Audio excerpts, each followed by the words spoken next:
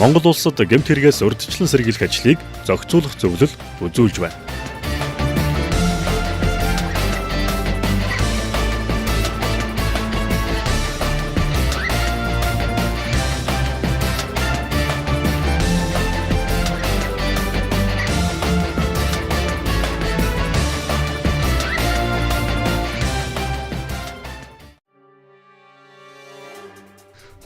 оны 2 дугаар сарын 1-ээс хэрэгжиж эхэлсэн гэр бүлийн хүчирхийлэлтэй тэмцэх хуулийн хүрээнд энэ төрлийн гэмтрийн гаралт харьцангуй буурчээ.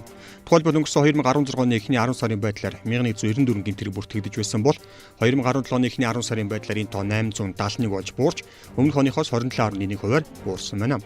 Харин хохирогчдын хувьд нийт иргэдийн 91.4% эмэгтэйчүүд байгаа бол нийт гарсан гэмтрийн 57.5% нь нийслэл хотод үлдэгдсэн бол үлдсэн 42.3% нь хөдөө орон нутагт үлдэгджээ.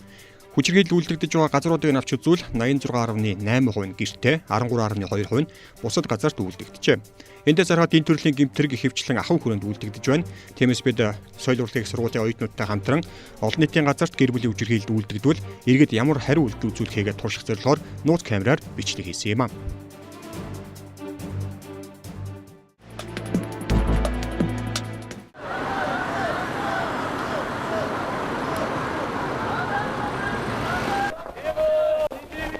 Би чамтай имэрэд өстой.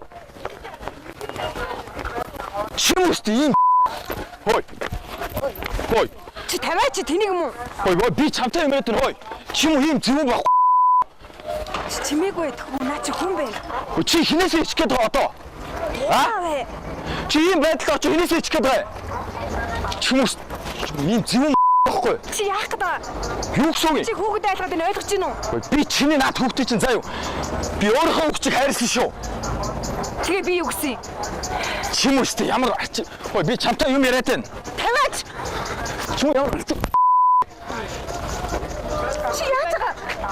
Чи яаж байгаа вэ? юу гэсэн үг? Чи яасан муухай? Чи яасан мэт заа юм. Танд хамаагүй хчээ, танд хамаагүй. Чим ямар ачаагүй юм авшгүй. Чи Танд хамаагүй хчээ. ямар хамаагүй. Юу гэсэн үг?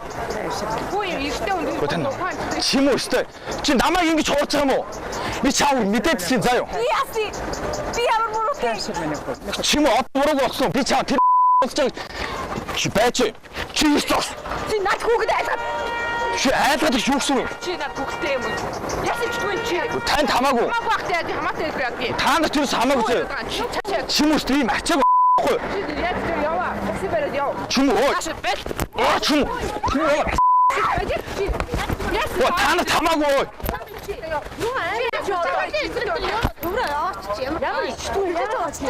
Би чаа сайн явж харнаа. Би афрын үчиг явуулсан. Чи ичээ чамар. Та нар ямар амттай.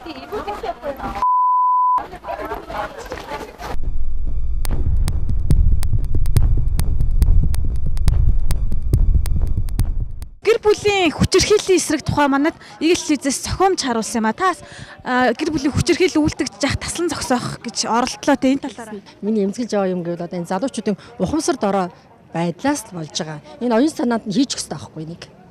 Одоо хүүхдүүдийн сургуулийн сургалтаас эхлээд тийм ээ. Тэрнээс эхлээд явах юм бол тэр гэр бүлийн оршин тогтнох ялангуяа монголчууд дээр үес эхлээд энэ гэр бүлийн энэ амгалан тайван байдал гэдэг нь бүрээс их чухалчилж ирсэн. Тэгээ энэ бол одоогийн хэлгээр бол гэр бүлийн хүчирхийлэл. Гэтэл бол монголчууд дээр үесээ энэ одоо энэ гэр бүлийн энэ амар амгалан байдлыг сахиж ирсэн явд бол энэ бидний бас их эрхмэлж авах, нандинж авах нэг ёс зүй гэж боддог. Гэр бүлийн хүчирхийллийг та нүдэрээ харлаа л да. Яагаад тусалсангүй? Тийм муухай юмд. Би хажууд болон очиод бас загин жил байлаа шүү дээ. Ихэвчлэн эмэгтэйчүүд хүүхдүүд ялангуяа бага насны хүүхдүүд тэгээд гэртээ байгаа эмэгтэйчүүд тэгээ нэг нөхөр нь арх удаг хүмүүс ч бас ихнэр хүүхдээ илүү их хүчирхийлэлд өртөөлдөг болов гэж бодож штэ. Чигээс нь аль болохоор хэлж зөвлж салахыг хичээн штэ. Бүр болохгүй бол цааш нь ямар нэг юмд мэдгэдгийг тий цагдаагийн байгууллага ч юм уу одоо хүчирхийллийн төвд ч юм уу аль болохоор мэдгэдгийг хичээн штэ. Би бол салгана. Гэхдээ ихэнх хүмүүс чинь их салах дургуул гэдэг юм шиг л тэр чинь угаасаа гэр бүлийн хоорондох асуудал. Гэхдээ би бол тийм болохоор зүгээр хараад өнгөрч чадах.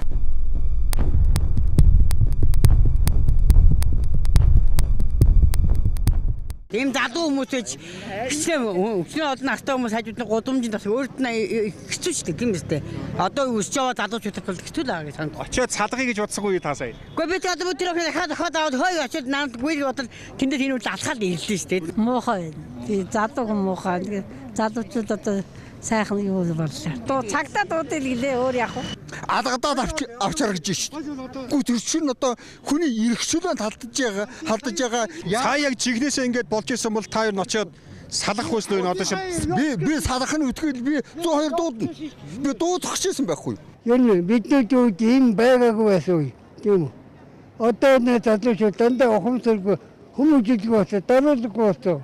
Хойч энийг харж үзэхгүй байна. Тийм үү? Яа тусалсангүй. Гэхдээ би таяхтай дэвшчихэл өөрөө очинутэй. Гэр бүлийн хүчирхийлэлтэй тэмцэх шинэ хуулиар хүчирхийлэл үйлдэгдсэн болон үйлдэгдсэн байж болзошгүй тохиолдолд хэн ямар чиг үүрэгтэйгээр ажиллахыг тодорхой заасны энэ хуулийн бас нэг давуу тал. Өөрөөр хэлбэл сургууль хорооны нийгмийн ажилтан цагдаагийн албаа хаагч төрийн өмч байгууллагын ажилтан нарт нийлж хорооны засаг даргаар ахлуулан хамтарсан баг болж ажиллах юм. Өнөөдрийн байдлаар улсын хэмжээнд 600 орчим хамтарсан баг 21 аймаг 9 дүрэгт ажиллаж байна.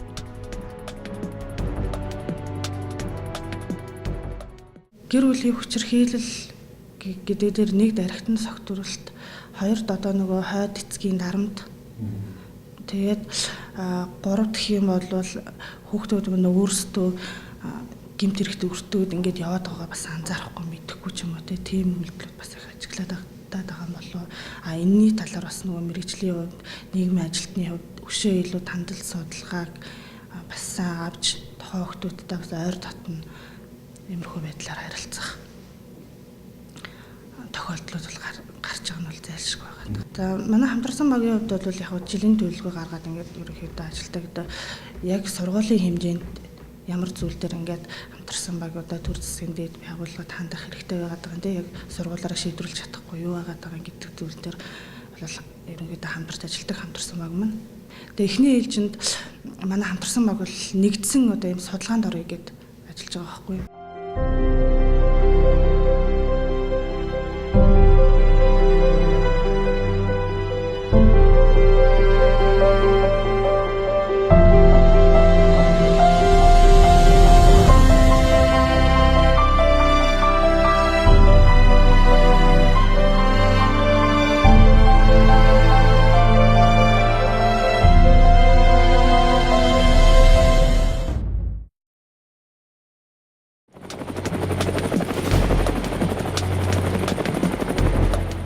Тэгээ манай орон болохоор 15,000 гаруй хүн амтай тэндээсээ жингэлтэй дүрхтэй их олон өрхтэй 2 цагаа дагсан гэдэг утгаараа ядуурлууд амжиргааны түвшин доогуур уршлагтай өрхүүд бол их байдیں۔ Тэгээд сүүлийн судалгаагаар бол 2017 онд амжиргааны түвшин доогуур уршлагтай өрх 288 гэж байгаа юм. Хадламжаас авсан судалгаагаар бол тэндээсээ хэсгийн ахлагч болон нийгмийн ажилтан хамтарсан багаараа судалгаа гаргаад үнэхээр яг эрсдэл бүлэгт байгаа хүнд нөхцөлд амьдарч байгаа хүүхдийн судалгаагаа гаргаад нийтдээ 23 айлын 45 хүүхэд гэж гарсан байгаа.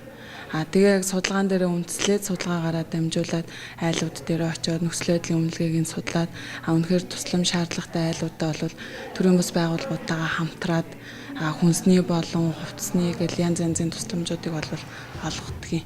Сүүлийн үед бол 108 утаснаас 107 утаснаас дуудлагууд ирээд дуудлагын дагуу хамтарсан багаараа 3-аас дээш хүнтэй айлууд дээр очиод цагдаагтайгаа очиж эрсдлийн үнэлгээ хийж нийгмийн ажилтан миний бие бол нөхцөл байдлын үнэлгээ хийгээд эрсдлийн төвшингийн тогтоогоод эргэж ирээд багийнхандаа танилцуулаад тэгээд яг чиглэлээр нь ямар үйлчлэгийг үзүүлэх ёстой вэ? Одоо холбон зуучлах үйлчлэгийг тухайн айл дээр халамж шаардлагатай бол халамжийн ажилтан, сургууль завсарсан хүүхэд байвал сургуулийн нийгмийн ажилтантайгаа холбогдоод эрүүл мэндийн чиглэлээр нь өрхийн эрүүл мэндийн төвийн нийгмийн ажилтан гэдэг ингээ холбон зуучлах ажлыг хийж явчихдаг. Одоо яг тэгэл нөгөө анхан шатны нэгж байгууллага гэдэг утгаараа тэгэл анх эхлээл ирж байгаа мэдээллүүд хамтарсан баг дээр ирж байгаа. Одоо иргэдийн нөгөө нэг мэдээлэл илрүүлэх шинж одоо арай илүү нөгөө нэмэгдсэн. Тэгээ 108 дээр дуудлага ирлээ гэхэд нийслэлийн хэмжээнд очисон дуудлага тэгэл шууд анхан шатнд тэгэл хорооны хамтарсан баг дээр ирээл хорооны хамтарсан баг цагдаа гэлдэхэд тэр хүн дээр одоо архины хамааралтай хүн байлаа гэхэд чинь үнэхээр ягсан сохтуу тавиад болохгүй бол 30 хоногийн баримтлагаанд явуулнаа. Тэрнээс цаашлаад цаашаа албатан 3 сарын эмчилгээнд хамруулах тэр хооронд энд байгаа ар гэрийн эмэгтэй хүүхдэд сэтгэл зүйн зөвлөгөө өгөх, сэтгэл зүйн засал хийх гэл эмчилгээнүүдээ юмдаа үйлчлэгээнүүдийг үзүүлээд Гэр бүлийн хүчирхийлэлд тэмцэх хуулийн хүрээнд харьяа яамны сайд нарын хамтарсан болон дангаараа гарах 30 гаруй журам бий. Тухайлбал хууль зүйн дотоодын сайдын хүрээнд хамтарсан болон дангаараа гаргах 18 журам бий бөгөөд журам батлагдаад хэрэгжээд эхэлжээ.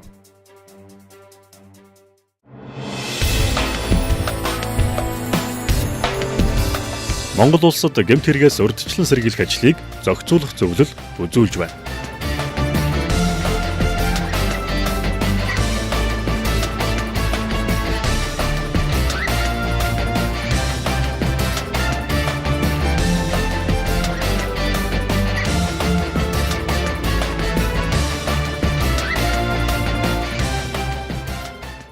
Гэр бүлийн хүчирхийлэлтэд тэмцэх тухай хууль 2017 оны 2 дугаар сарын 1-ээс хэрэгжиж эхлээд одоо үндсэндээ 9 сар орчим болж байна. Энэ хугацаанд гэр бүлийн хүчирхийлэлтэд тэмцэх тухай хуулийг дагаж нийтдээ 35 журам гарах ёстой. Эндээс хууль зүйн дотоод хэргийн сайд дангаар буюу хамтарч 18 журам баталж гаргахаас 18-ла батлагдаад одоо хэрэгжээд явж байна. Үлдсэн бусад журмууд нэрвэл мэндийн яам, боловсрол соёлын шинжилгээ ухаан спортын яам, хөдөлмөр нийгэм хамгааллын яамнаас гарах ёстой. Одоогоор нийт 35 журмаас 31 журам нь нийтдээ гарсан. Хөдөлмөр нийгэм хамгааллын сайдын болон боловсрол соёлын шинжилгээ ухаан спортын сайдын дангаар баталж гаргах тус 2 буюу нийтдээ 4 журам одоогоор батлагдаад гараагүй байна. Бусад журмууд бол батлагдаж гараад ингээд хэрэгжээд явж байгаа. Гэхдээ бид бас хууль дагаж гарсан журмууд дээрээ дахин одоо эргэж харах, түүнийг шинжилж сайжруулах чиглэлээр бас гэмтэргээс урьдчилан сэргийлэх ажлыг зохицуулах зөвлөлийн ажлын албан дээр бид ажлын хэсэг байгуулаад журам шинжилэх ажлын хэсэг байгуулад ингээд ажиллаж байна. Одоо яг журам одоо хэрэгжих явцад ямар хүндрэл бэрхшээл гарч байгаа, тэр хүндрэл бэрхшээлийг ямар байдлаар бас тэрийг даван туулж болох вэ гэдэг талаас одоо бас журамд одоо яг нэгжтэр ажиллаж байгаа багч нараас санал авах. Түүнээс гадна одоо бусад яг журмыг хэрэгжүүлж ажиллаж байгаа тэр одоо ажилтан албаагч нарын саналыг тусгах чиглэл барьж байгаа. Тэгэхээр одоо журам маань нэг батлагдаад гараад ингээд цаашаа удаан хугацаар хэрэгжих гэсээ илүү хэрэгжихгүй одоо байгаа нь юу вэ? Одоо тэрийг харин хэрэгжүүлэхэд яах вэ гэдэг талаас илүү уян хатан баг тийм бодлого баримталж байна. 2017 онд хууль хэрэгжиж эхэлсэн хугацаанд бол яг гэр бүлийн хүчирхийлэлтэд тэмцэх чиглэлээр манай энэ хууль зүйн салбарт бол нэмж одоо төсөв дээр мөнгө тусгаж юусаа орж ирээгүй. Үндсэндээ бол энэ хууль хэрэгжүүлэх ажлыг хууль зүйн дотоод хэргийн яам болон гэмтэргээс урьдчилан сэргийлэх ажлыг зохицуулах зөвлөлийн хүрээнд хуулиар хүлээсэн чиглэлгээ одоо биелүүлэхэд олон улсын төсөл хөтөлбөрүүдийн дэмжлэгээс авсан. Гэмтэргээс урьдчилан сэргийлэх зардлаасаа бол тодорхой хэсгийг бас энэ гэр бүлийн хүчирхийлэлтэд тэмцэх тухай хууль хэрэгжилтийг хангахад бас зарцуулсан.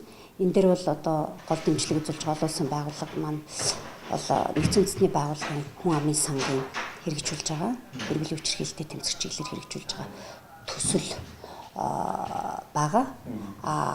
Хүн амын сантай бол нэлээд хамтарч ажиллаж байна. Түүнээс гадна олон улсын хөгжлийн эрх зүйн байгууллагаас хууль сахиулах болон шүүх эрх мэдлийн байгууллагын ажилтнуудыг одоо гэр бүлийн хүчирхийлэлтэд тэмцэх чиглэлээр чадваржуулах бас төсөл байгаа. Энэ дээр бид бол ер нь эдний төсөлтэй одоо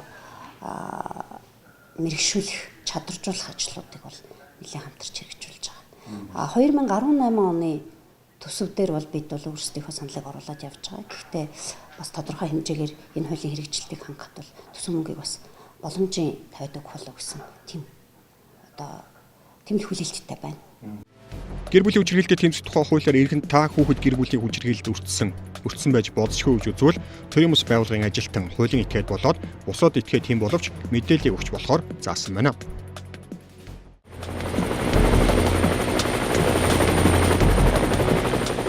Яг хуулинд заагдсанаар манай одоо хөдөлмөр нийгмийн хамгааллын сайд дангаараа болоод яг хууль зүйн сайд, эрүүл мэндийн сайд, боловсролын сайдтай хамтарч батлах нийтдээ яг манад чиг үүрэгт хамаарах 4 журам бол хуулинд заагдсан одоо заалтууд байж байгаа. Тэгээд энэ 14 журмаасаа бид нар бол яг одоогийн байдлаар 12 журам маань бол өрн батлагдчихсан хэрэгжилт нь эхлээд хангагдаад явж байгаа. Бид нар бас нэг журмуудаа батлаад гэр бүл хөгжил төсний хөгжлийн газарт одоо хэрэгжилтийн хангах чиг үүргийг нь хөрвүүлээд орон нутагт 21 амь 9 дөрөвт бол яг энэ журмуудын хэрэгжилт бол хангагдаад явж байгаа.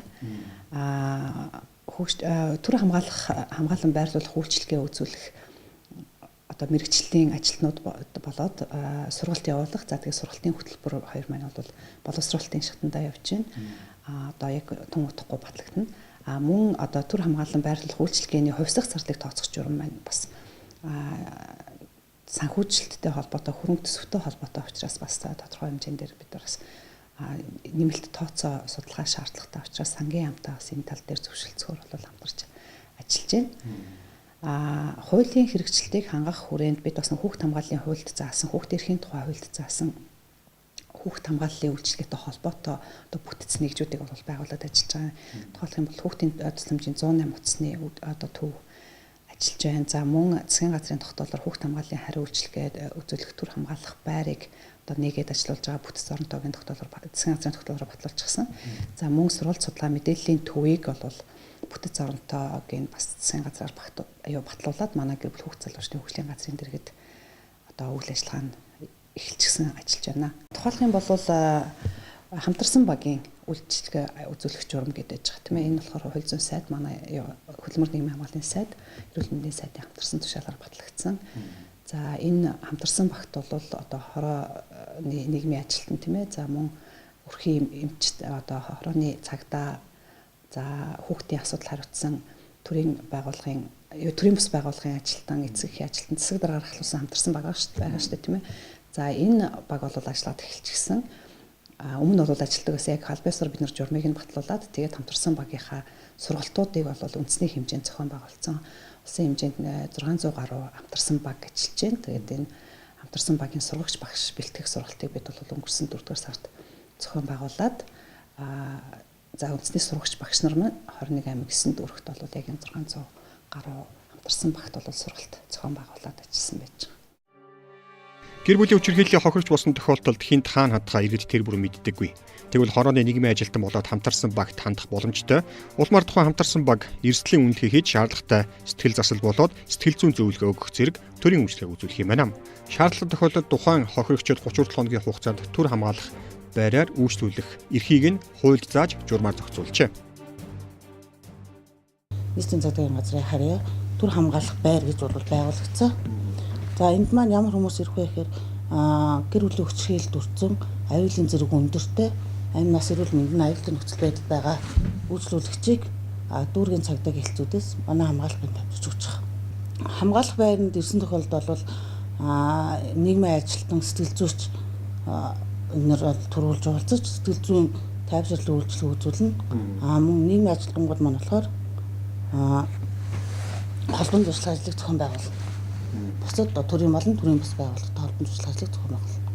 За ихэнхдээ бол сэтгэл санааны болон бие махбодын хүчирхийлэлд өртсөн эмэгтэйчүүд маань хүүхдийнхээ хамт манай хамгаалах байранд бол ирж байгаа.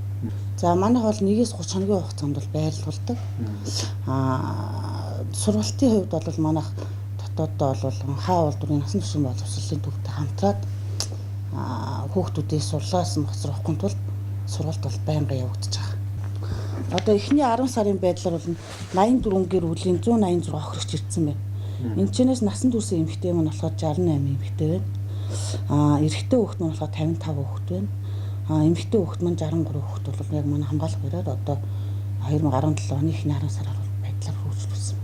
За 107 дугаар маань болохоор гэр бүлийн хүчирхийлэлд өртсөн хохирогч маань бол манай 107 дугаар руу холбогдож зөвлөгөө мэдээлэл авах буюу шаардлагатай тохиолдолд манай дуудлага өгвөл манайх 102 тусгай дугаар руу дамжуулан тухайн газар яалттай цагдаагийн байгууллагын ажилтан гав. Тухайн харьяа дүүргийн цагдаагийн хэлцүүд маань гэр бүлийн хүчирхийлэл үйлчлэх этгээдүүд маань тодорхой хэмжээний захиргааны болон зөрчлийн болон эрүүгийн хуулиараа хариуцлага хүлээлгээ явуулсан. Манайд бол зөвхөн хохирогчийг хамгаалах үйл ажиллагаа явагдав.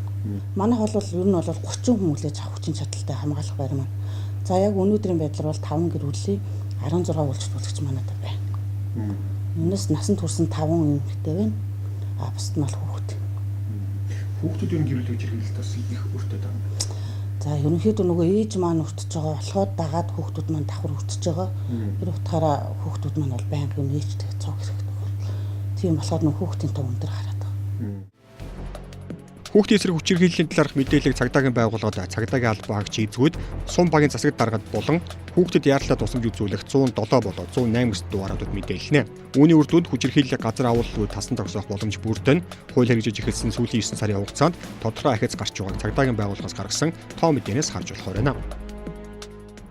За 2017 оны эхний 10 сарын байдлаар өмнөхний үетэй харьцуулбал гэр бүлийн хүчирхийллийн гэмт хэрэг 20 орчим хувиар борс үзүүлэлттэй байгааг цагдаагийн байгууллагаас бидэнд өгсөн мэдээнд бол байна.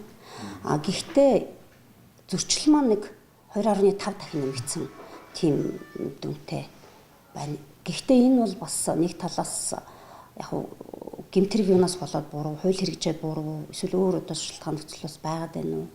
Зөрчил яагаад гэсэн үг нь мэдээж энэ маань бас цаана бүгд учир шалтгаантай. Ер нь гэр бүлийн хүчирхийлэлтэй тэмцэх тухай хуулийг бол харьцангуй сурталчилгааны тал дээр олон нийт рүү чиглэсэн ажлуудыг бол нэлээд төлхөө хийсэн гэж бид үзэж байгаа. Зөвхөн хууль зүйн дотоод хэргийн яамнаас гадна хөдөлмөрийн хамгаалал яам, гэр бүл хүүхд залуучуудын хөгжлийн газар гэдэг одоо яг энэ хуулийг хэрэгжүүлэх яг үндсэн чиглэлээр хүлээсэн төрийн захиргааны төв байгууллага, төрийн захиргааны байгууллагуудаас олон нийт рүү чиглэсэн ажлуудыг дангаар болон хамтарч нэлээд зохион байгуулсан. Тийм учраас энэ хуулийг одоо олон нийт бол нэлээд сайн ойлгосон. Энэ бол бас нэг талаас цагдаагийн байгууллагт ирж байгаа мэдээлэлээс бол харагдаж байгаа. Одоо хөршийн хайлт болж байгаа ямар нэгэн те сэжигтэй одоо дуу чимээнээс болоод одоо мэдээлэл өгч байна. Гол нь бас энэ хууль маань өөрөө мэдээлэгчийн болон мэдээллийн нууцлыг одоо чандлан хадгалахаар байгаа учраас энэ дээр бол одоо иргэд бол маш мэдээлэл өгч байгаа. Тийм ч учраас бас одоо энэ маань далд үлдэгддэг байсан одоо гэмт хэрэг зөрчил маань ил гарсан учраас бас зөрчлийн тоос нэмэгдсэн нэг талаас бас тэгж харж болно. Нөгөө талаас гэмт хэрэг болж дамжирхаас өмнө зөрчлийнхөө хэмжээнд бас энэ асуудал тасан зогсоогдож байгаа гэж харагдахаар байна. Тэгэхээр энэ бол нэг талаас бас эрэг үр дүн. 2014-өөс 17 оны эхний 10 сард 107 тод увцанд нийтдээ 25880 хүн ханджээ. Үүнээс нийслэлийн цагдаагийн газрын урьдчилан сэргийлэх хилцээний төр хамгаалах байранд шаардлагатай гэж үзсэн 711 гэр бүлийн нийт 1318 иргэнд үйлчилгээ үзүүлжээ. Харин хууль хэрэгжиж эхэлсэн сүүлийн 9 сарын хугацааг өнгөрсөн оны мөн үетэй харьцуулбал төр хамгаалах байраар үйлчлүүлсэн иргэдийн тоо 26%-аар буурсан байна.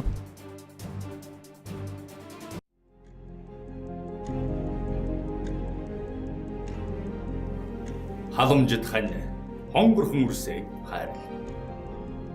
Энэ амьдралыг цэцэг хэмээн зүрэлвэл цэцэгч нь чи юм.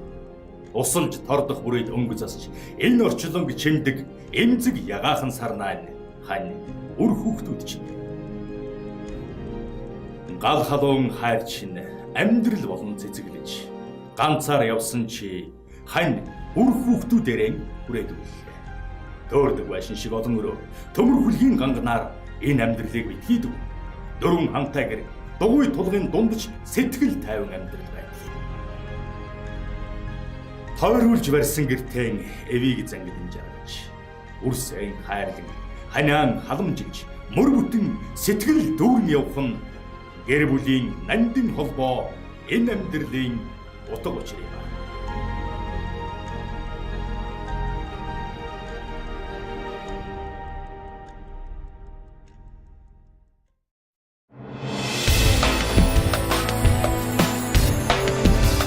Монгол улсад гэмт хэрэгээс урьдчилан сэргийлэх ажлыг зохицуулах зөвлөл үзүүлж байна.